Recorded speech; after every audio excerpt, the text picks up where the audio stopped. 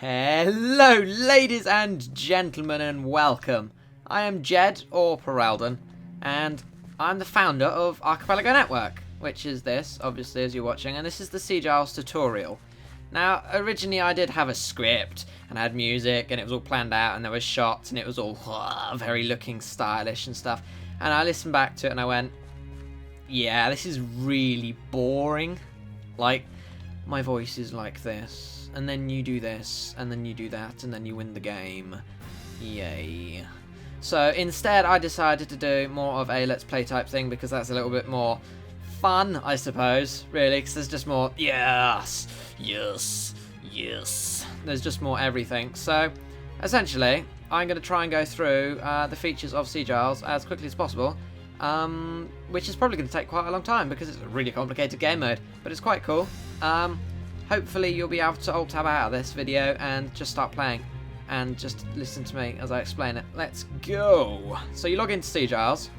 You've got a couple of things in your hotbar. You've got your item disposal, which you can just drag any items in if you want to, just in case you had any items left over from a map. Yeah, just another note.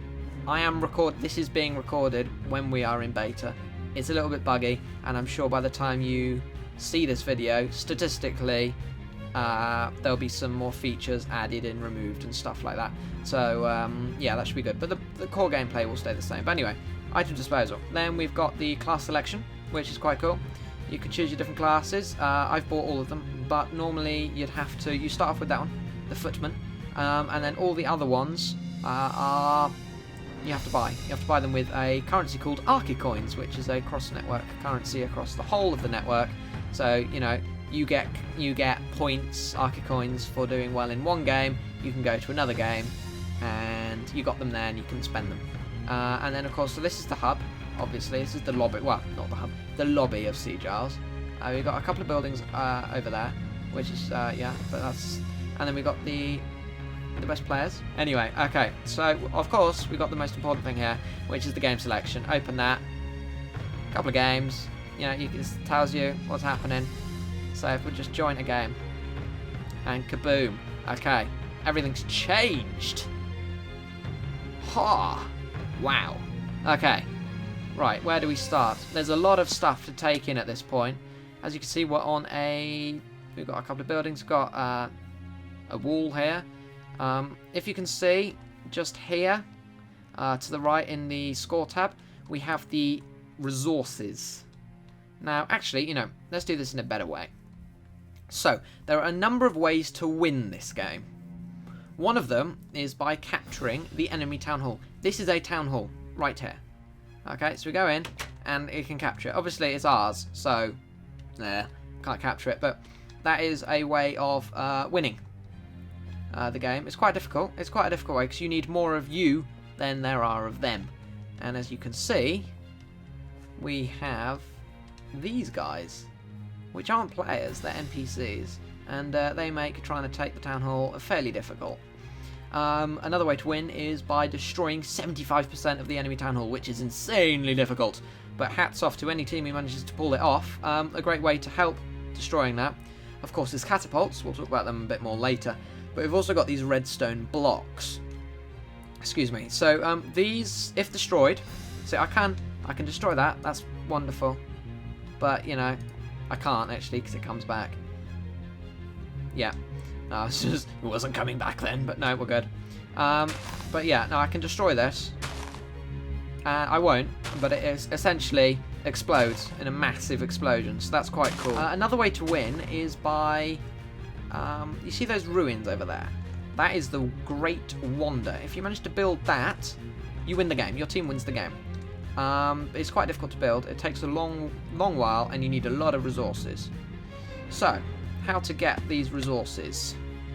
There are a couple of capturable points on the map. This is the logging camp, and this gives you logs, obviously, when you've captured it, and you can capture them. And while we're on the process of talking about capturing, this beacon here, if you right-click it, you can view the capture in progress. So we can see the red team. We can see, you know, the town hall, the logging camps, and the mines owned by us, and then we've got the neutral guys, those are in the middle, haven't been captured yet, and then the guys at the bottom of the blue team. And the mines give iron and stone, but they don't directly give the resources. They dictate the amount of these guys that we can have, which are quite cool. We got miners and loggers. The more miners and loggers you have, the more resources you gain a minute. So yeah, I don't know if you've been noticing in chat, but we've got a lot of current upgrade polls and voting for buildings. Now, the way to win, really, with this is, or no, I've already told the ways to win, but the way to help you win, you're not going to win without them, is by upgrading your buildings, as we can see here. This is the warehouse, and here we have the siege engine workshop. Over there we have the archery range, and that one's the barracks. Might be the other way around, I forget. And then over there, in that plot, we got the smithy. And then I don't know if you noticed, but by the logging camp and the mining camp, there are 2 small plots, and those build watchtowers, which are just good for defense. So if we quickly go through the building types, the one that's currently upgrading here, this is the warehouse. If I can find the door, there we are. So this is the warehouse, right? Which is quite cool.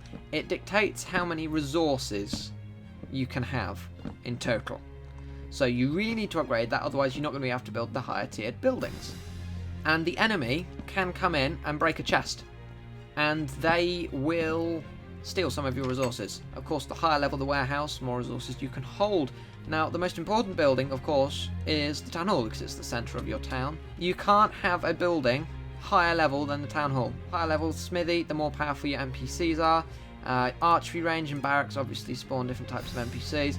And you've got the siege engine workshop even, that spawns enges, which are essentially movable siege weapons. I've also got a couple of other miscellaneous stuff in my hotbar.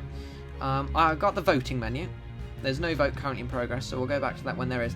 But you vote diplomatically on what you want to upgrade next. Waypoints, when it works. Oh yeah, sorry, my bad. So if you shift or crouch, right click, I can choose where I want it to point. So I can point it to the archery range, and now it will point to the archery range.